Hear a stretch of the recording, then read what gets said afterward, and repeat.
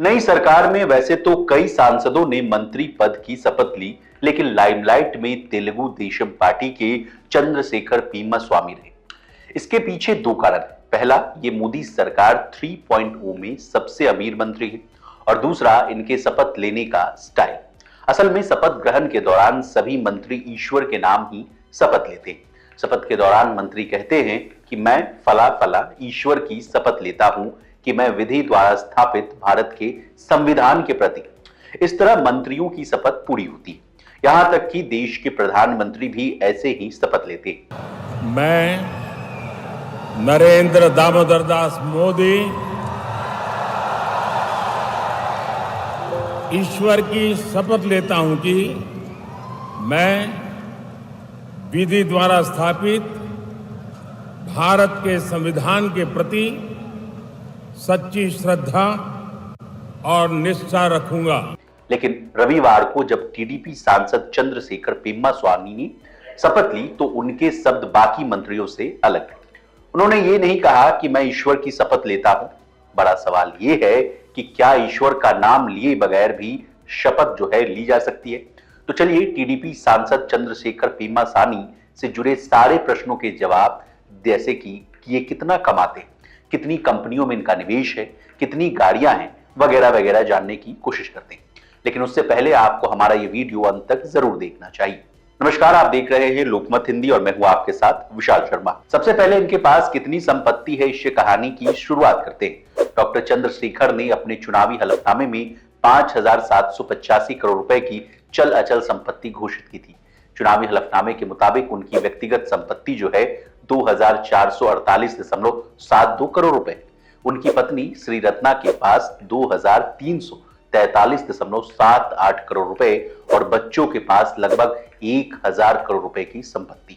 इसके अलावा टीडीपी सांसद चंद्रशेखर पेम्मा स्वामी महंगी और लग्जरी गाड़ियों के भी शौकीन हैं।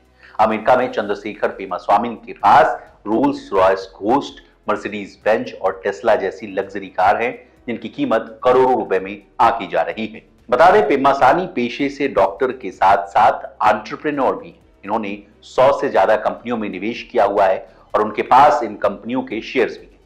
इसके अलावा इनके ऊपर 1,138 करोड़ रुपए का भारी भरकम कर्ज भी है, जो उन्होंने अमेरिकी बैंक जेपी मॉर्गन से ले रखा है। अब आपके मन में ये सवाल जरूर आ रहा होगा कि भाई साहब के पास इतना पैसा है तो ये करते क्या है?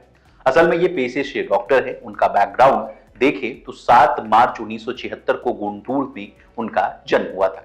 बचपन से ही डॉक्टर बनने की इच्छा थी, तो जब मौका मिला तो उन्होंने खुद को मेडिकल फील्ड में झोंक दिया।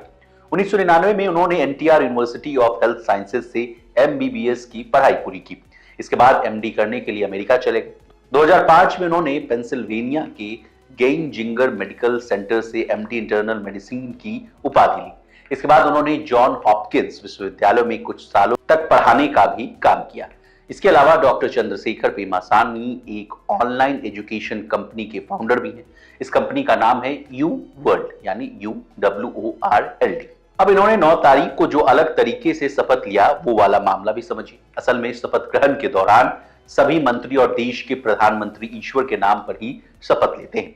चंद्रशेखर पेम्मा स्वामी ने अपनी शपथ में ईश्वर या गॉड शब्द का इस्तेमाल नहीं किया।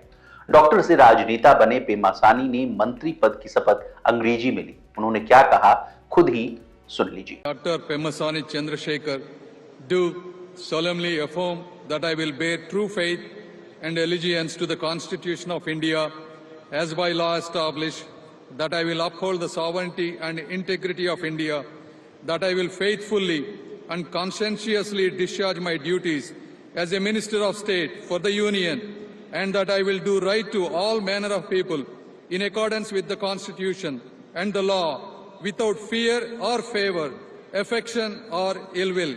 I, Dr. Peम्ma Swamy Chandrasekhar, do solemnly affirm that I will not directly or indirectly communicate or reveal to any person or persons any matter which shall be brought under my consideration or shall become known to me as a Minister of State for the Union, except as may be required for the due discharge of my duties as such Minister of State.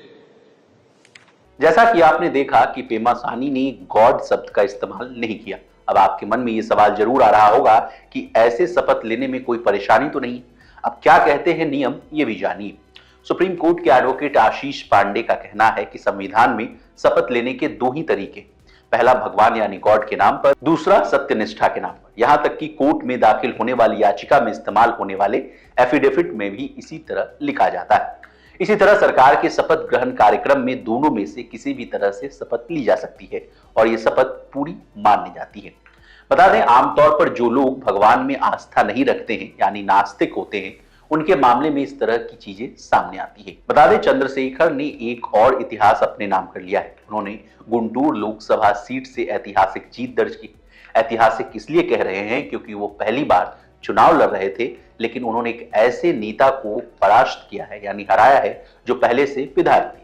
हम बात कर रहे हैं वेंकट रोसैया किलारी की, जो चंद्रशेखर से 3.5 लाख वोटों से हार गए। बता दें, चंद्रशेखर को 8,64,948 वोट, तो वहीं वेंकट रोसैया को 5,20,253 वोट मिले थे। अब आपको हमने चंद्रशेखर पेमास्वामी से जुड़ी तमाम जानकारियां दे दी।